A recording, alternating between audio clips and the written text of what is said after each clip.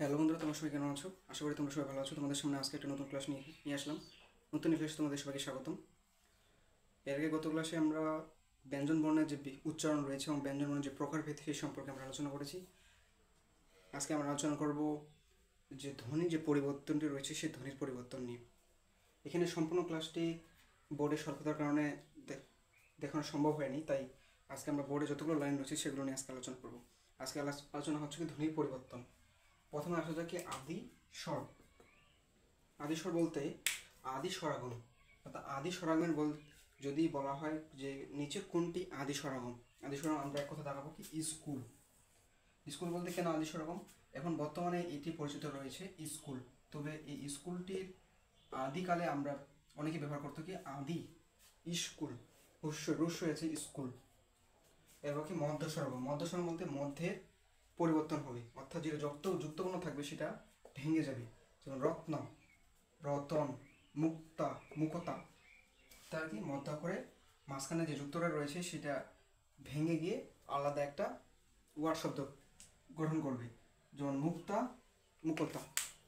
তারপর হচ্ছে অন্ত স্বরাগম। অন্ত মানে কি মাঝখানে কিছুর একটা পরিবর্তন হবে, যেমন সত্য, সত্যি, দিশ, দিশা। তাহলে অন্ত স্বরাগম কি সত্য, সত্যি, দিশ, দিশা। অপিনিহিতে হচ্ছে অপিনিহিতের ক্ষেত্রে আমরা মনে রাখবো যে অপিনিহিতে যেহেতু রস্যই রয়েছে সেক্ষেত্রে এখানে রস্যই হবে। সত্য, সত্য, রাখিয়া, রাইখা।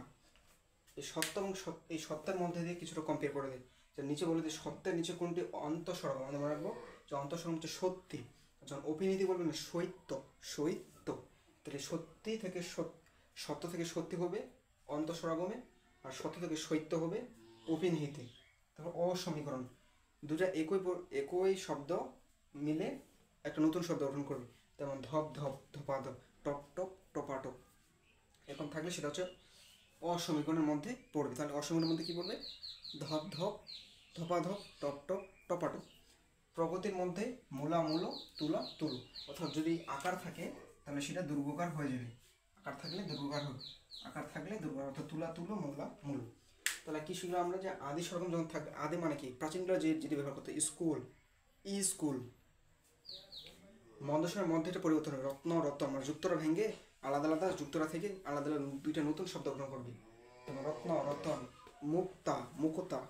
অন্তঃস্বরের ক্ষেত্রে সত্য, সত্যি, দিশ, দিশা। অপিনিহিতের ক্ষেত্রে সত্য, সত্য, রাখিয়া, রাইখা। অসমীকরণের ক্ষেত্রে ধপ ধপ, ধপাধপ, টপ টপ, টপাটপ। প্রকৃতির ক্ষেত্রে মূলা মূল, তুলা তুলো। আর আজকের ক্লাসের মধ্যে যেটা সবচেয়ে ইম্পর্টেন্ট সেটা হচ্ছে সত্য। এই সত্য, সত্যি, সত্য, সত্য। যখন সত্যের জায়গায় সত্যি থাকবে তখন সেটা হচ্ছে অন্তঃস্বরাগম, আর সত্যের জায়গায় যখন সৈত্য থাকবে তখন হচ্ছে অপিনিহিতি। তো আজকে আমরা জানলাম যে ধ্বনি পরিবর্তনের যে অন্তঃস্বরাগম, আদি স্বরাগম, মধ্য স্বরাগম, অন্তঃস্বরাগম, তার হচ্ছে অপিনিহিতি, অসমীকরণ, প্রগতি, এ সম্পর্কে। এর আরও টপিক রয়েছে যেটা বোর্ডের স্বল্পতার কারণে দেওয়া হয়নি, এর আগে আমি বলেছিলাম, এবং সেইগুলো আমরা এরপরে ক্লাসে আলোচনা করব। আজকে ক্লাসটি এ পর্যন্ত, দেখা হবে অন্য নতুন ক্লাস নিয়ে। তোমরা সে পর্যন্ত ভালো থেকো, এবং তোমরা যারা এই ক্লাসটি করতেছো তোমাদের কীরকম লেগেছে অবশ্যই কমেন্টের মাধ্যমে জানাও। সবাইকে অসংখ্য ধন্যবাদ।